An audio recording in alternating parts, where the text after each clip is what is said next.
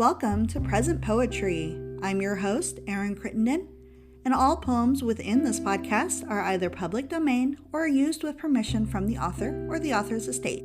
It's a fun time for poetry lovers of all ages, so sit back, relax, and get ready to hear some poems of the past and the present. This week's featured poet is Fernando Pessoa. Fernando Antonio Nogueira Pessoa was born on June 13, 1888, in Lisbon, Portugal. In 1896, Fernando sailed to South Africa with his mother to join his stepfather, who was a consul in Durban. There, he received his education at the St. Joseph Convent School, which was run by Irish and French nuns. In 1899, he moved to the Durban High School and quickly became fluent in English. He also developed an appreciation for English literature, so much so that he was awarded the coveted Queen Victoria Memorial Prize for Best Paper in English during his university exam. In 1904, the Natal Mercury published his poem, Hillier Did First Usurp the Realm of Rhyme, under the pseudonym C.R. Anon. In December of that same year, the Durban High School Magazine published his poem, Macaulay.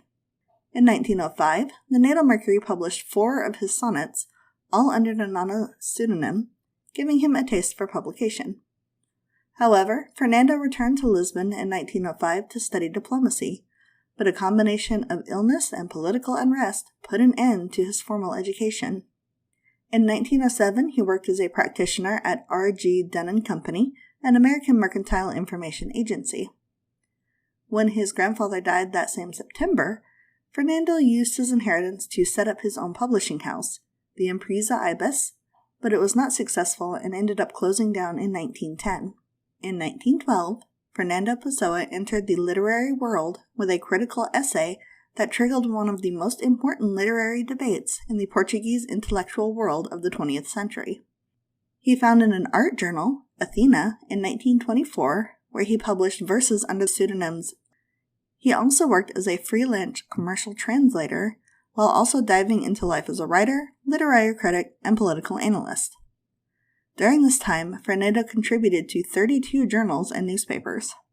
In 1925, he wrote an English guidebook to Lisbon, but it went unpublished until 1992. In 1935, however, Fernando Pessoa entered the hospital complaining of abdominal pain and fever. There he wrote his last words, "I know not what tomorrow will bring." He died on the next day, November 30th, 1935, at the young age of 47. Cause of death is somewhat disputed, but the 2 most common causes are cirrhosis of the liver or pancreatitis, both caused by Fernando's love of drink. Fernando Pessoa contributed hundreds of works to the Portuguese and English literary scene and remains an influential figure in Lisbon culture. We are reading from 35 Sonnets, a collection of English poetry published in 1918.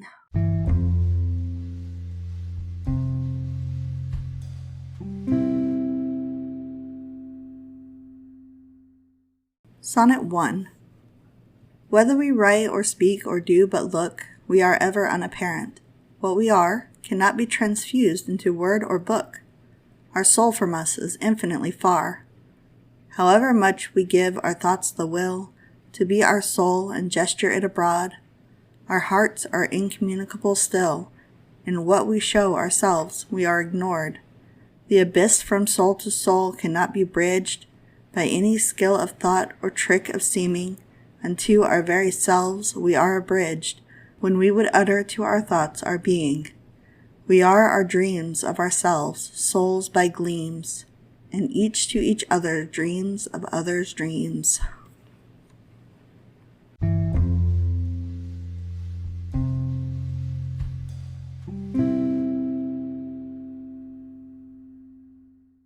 Sonnet 5.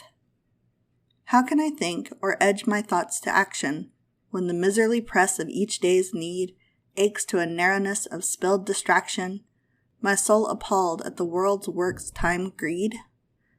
How can I pause my thoughts upon the task my soul was born to think that it must do, when every moment has a thought to ask, to fit the immediate craving of its cue? The coin I'd heap for marrying my muse, and build our home in the greater time to be, becomes dissolved by needs of each day's use, and I feel beggared of infinity.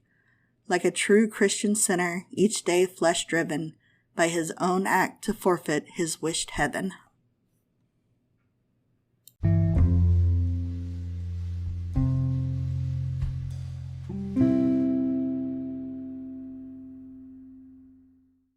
Sonnet 14. We are born at sunset and we die ere morn, and the whole darkness of the world we know. How can we guess its truth, to darkness born, the obscure consequence of absent glow? Only the stars do teach us light, we grasp their scattered smallness with thoughts that stray. And though their eyes look their night's complete mask, yet they speak not the features of the day. Why should these small denials of the whole, more than the black hole the pleased eye attracts? Why what it calls worth does the captive soul add to the small and from the large detract? So put of light's love wishing it night stretch, a nightly thought of day we darkly reach.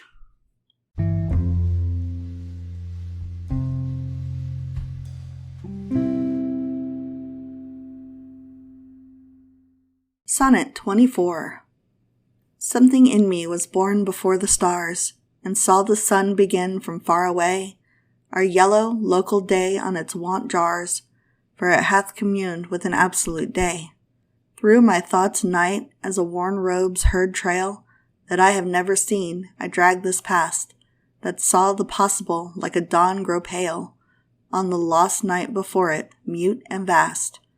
It dates remoter than God's birth can reach, that had no birth, but the world's coming after. So the world's to me as, after whispered speech, the cause, ignored, sudden echoing of laughter. That it has a meaning my conjecture knows, but that it has a meaning's all its meaning shows.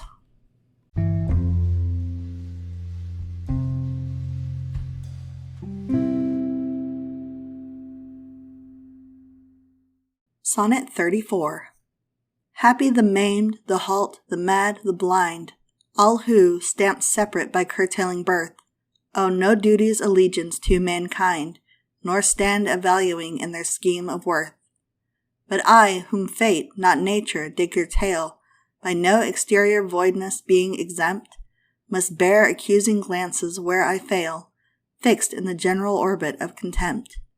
Fate, less than nature in being kind to lacking, giving the ill, shows not as outer cause, making our mock free will the mirror's backing, which fate's own acts, as if in itself shows.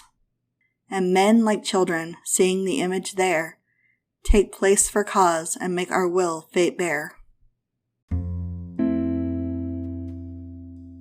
Thank you for listening to this episode of Present Poetry. If you enjoyed it, please leave us a review, share us on social media, or subscribe so you never miss an episode. If you would like to learn more about the featured poet, or you would like your work featured on the podcast, please check out the links in the show notes. Thank you again for listening, and I hope you all have a wonderful day. Bye-bye.